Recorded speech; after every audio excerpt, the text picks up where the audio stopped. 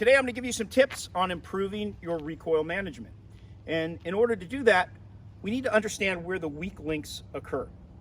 So the first place we want to look is our wrist. So if it fails here at our wrist and we're unable to keep this wrist firm enough to control the impulse, everything else fails. It doesn't matter what our grip looks like.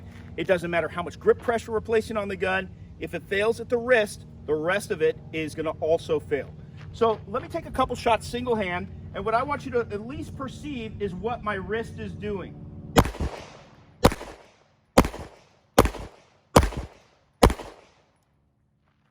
So as you can see, very little movement to my wrist. So that obviously is no longer a weak link for me.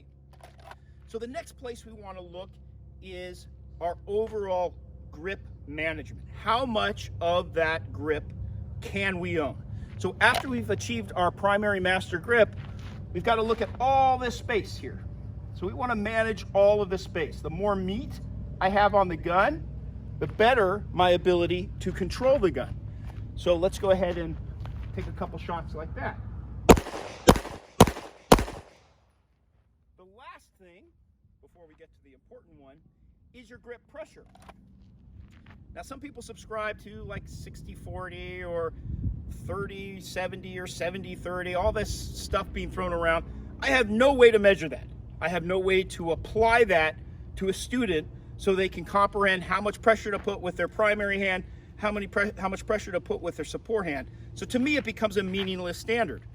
What we do need to pay attention to is putting sufficient grip pressure with our primary hand to free up our trigger finger and allow it to be as dexterous as possible. So whatever that amount of pressure, primary hand wise, is needed to do that, that's what you need to do. So that's something you have to explore.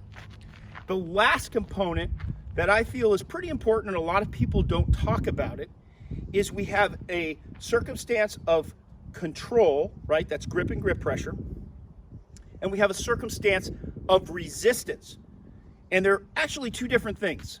I'm controlling the gun, but I am also actively resisting the recoil impulse, which means that I may be putting a slight amount of input back in the gun to control it. So I'm going to shoot a couple rounds now using both control and input or resistance to achieve the desired result.